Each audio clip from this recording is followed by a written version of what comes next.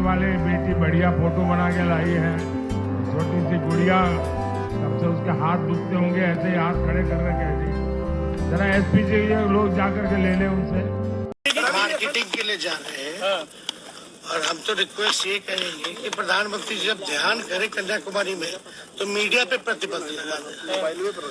Media का क्या काम है, ध्यान में बाधाएं आएंगी, लेकिन आप देखिएगा मोदी जी घुसा घुसा करके खूब फोटो खिंचवाएंगे।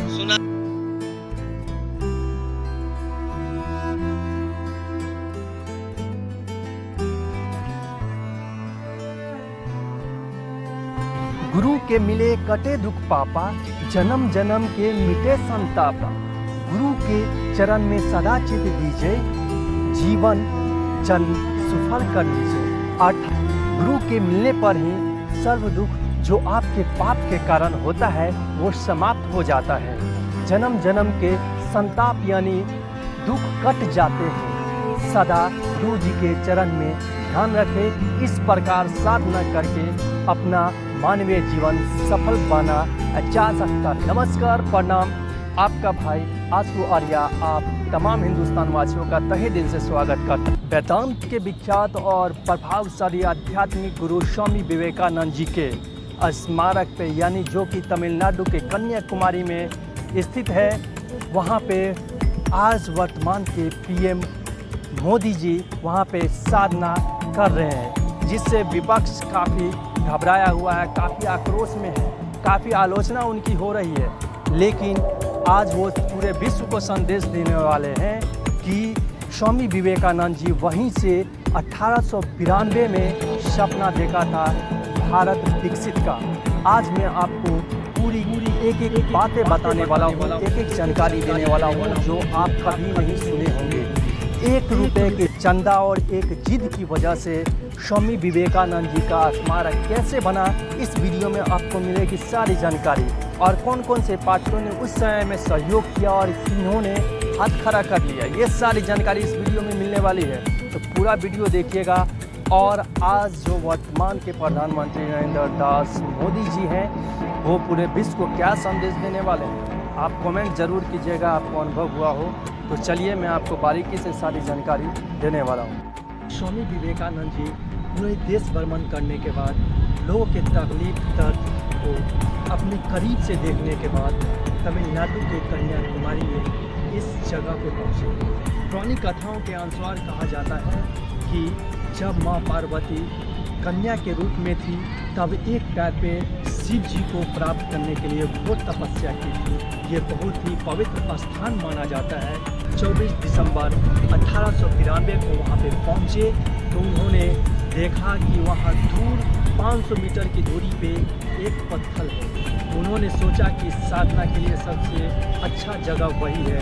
उन्होंने नाव नहीं किया, वहाँ पे नाव की व्यवस्था उपस्थित थी, लेकिन वो तैर कर वहाँ पे गए और 3 दिन तक घनघोर तपस्या की और वहीं पे उन्होंने सपना देखा था भारत विकसित होने का। और आज मोदी जी वहाँ पे गए हैं और वो 45 घंटे तक साधना करेंगे। विपक्षी दल तो काफ़ी घबराया हुआ है, काफ़ी गुस्से में है कि ऐसा क्यों कर रहे हैं, क्यों जा रहे हैं, कैमरा लेके क्यों गए हैं। लेकिन वो मोदी जी के समझ से परे और वो मोदी जी को समझ ही नहीं पा रहे हैं कि वो क्या संदेश देना चाहते हैं अपने देश को नहीं, पूरे विश्व को। आज मैं आपको ऐसे तथ्य सब बताने वाला हूँ जो आप देखकर सुनकर आप ही हैरान हो जाएंगे। नौजवान तब भी स्वामी विवेकानंद जी के बातों से काफ़ी प्रभावित हुआ करते थे और आज के नौजवान भी स्वामी विवेकानंद जी के बातों से काफ़ी प्रभावित होते हैं। ये है आज का भारत। आज जो आप वीडियो देख रहे हैं, यहाँ पे मोदी जी साधना में लीन हैं और कितना खूबसूरत लग रहा है। इसकी खासियत क्या है तो चलिए जानते हैं। तो सिर्फ अजंता और एलोरा की गुफा के प्रस्तुत नीले तथा लाल ग्रेनाइट के पत्थरों से निर्मित स्मारक पर 7 फीट ऊंचा गुंबद है। यह समुद्र तल से करीब 17 मीटर की ऊंचाई पर एक पत्थर के टापू की चोटी पर स्थित है। यह स्थान 6 एकड़ के क्षेत्र में फैला है। यह स्मारक 2 पत्थरों के शीर्ष पर स्थित है। और मुख्य द्वीप से लगभग 500 मीटर की दूरी पर है, जो समुद्र के भीतर दूर से ही दिखाई देता है। सूर्योदय और सूर्यास्त के समय बहुत ही सुंदर दृश्य यहाँ पे देखने को मिलता है, जबकि इसका मंडप बेलूर कर्नाटक के श्री रामकृष्ण मंदिर के समान है। भवन के अंदर 4 फीट से ज़्यादा ऊंचे प्लेटफॉर्म पर परिवारजक संत स्वामी विवेकानंद की मूर्ति है। यह मूर्ति कांसे की बनी है, जिसकी ऊंचाई 8.5 फीट है। यह मूर्ति इतनी प्रभावशाली है कि इसमें स्वामी जी का व्यक्तित्व एकदम सजीव प्रतीत होता है। विवेकानंद रॉक मेमोरियल में श्रीपद मंडप और विवेकानंद मंडप नाम के 2 मंडप है। श्रीपद मंडप श्रीपद पराई पर स्थित है, जो कि एक पवित्र स्थल है जिसे देवी कन्याकुमारी का आशीर्वाद प्राप्त है। विवेकानंद मंडप के 4 भाग हैं: सभा मंडप, ध्यान मंडप, सामने का प्रवेश द्वार और मुख्य मंडप। स्वामी विवेकानंद 4 बातों के लिए प्रसिद्ध है। पहला यह कि वे श्री रामकृष्ण परमहंस के शिष्य हैं। दूसरा कि उन्होंने शिकागो में बहुत ही प्रसिद्ध भाषण दिया था। तीसरा कि उन्होंने श्री रामकृष्ण मिशन और मठ की स्थापना की थी। चौथा कि उनके विचार युवाओं को काफ़ी प्रभावित करते हैं। स्वामी विवेकानंद कहते थे, देवता ही देवता की उपासना कर सकते हैं, इंसानों के लिए ऐसा कर पाना संभव ही नहीं है। ईश्वर के प्रचलित रूप से ऊपर किसी की आराधना करना इंसान के लिए विपरीतकारी हो सकता है। स्वामी विवेकानंद का जन्म 12 जनवरी 1863 को कोलकाता के एक काश्यप परिवार में हुआ था। विवेकानंद के बचपन का नाम नरेंद्र नाथ दत्त था। इनके पिता का नाम विश्वनाथ दत्त और माता का भुवनेश्वरी देवी था। अप्रैल में पड़ने वाली चैत पूर्णिमा पर यहाँ चंद्रमा और सूर्य दोनों एक साथ एक ही क्षितिज पर आमने सामने दिखाई देते हैं।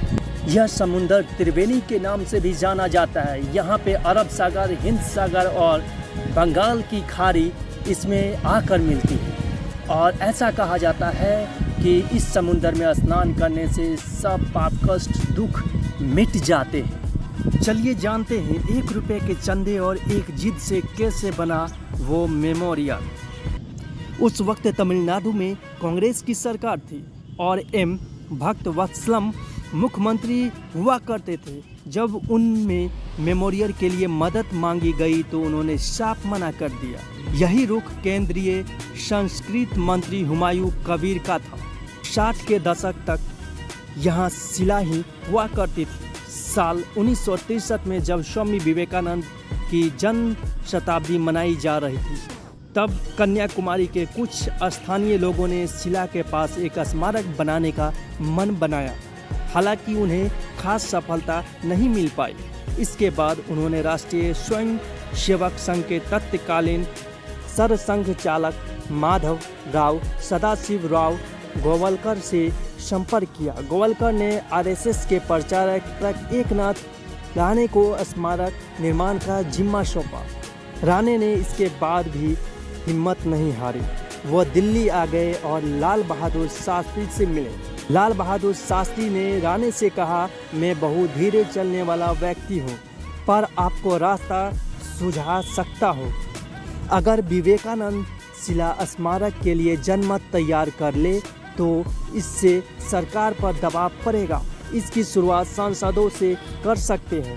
उन दिनों संसद का सत्र चल रहा था। एकनाथ राणे फौरन अपने काम में जुट गए और अगले 3 दिन के अंदर 323 सांसदों से मिलकर उनसे सिग्नेचर करा लिया, जिसमें कांग्रेस से लेकर लेफ्ट जैसी पार्टियों के सांसद भी शामिल थे। इसके बाद राणे वापस शास्त्री के पास पहुंचे और उन्होंने हामी भर दी।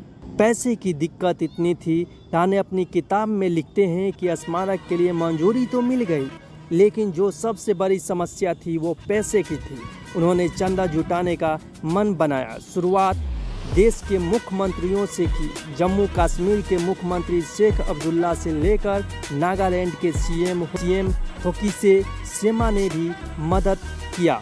उन दिनों पश्चिम बंगाल में लेफ्ट की सरकार थी और ज्योति बासु मुख्यमंत्री हुआ करते थे। ज्योति बासु का इनकार आने को उम्मीद थी कि चूंकि स्वामी विवेकानंद बंगाल के ही रहने वाले थे, इसलिए बंगाल सरकार मदद से पीछे नहीं हटेगी।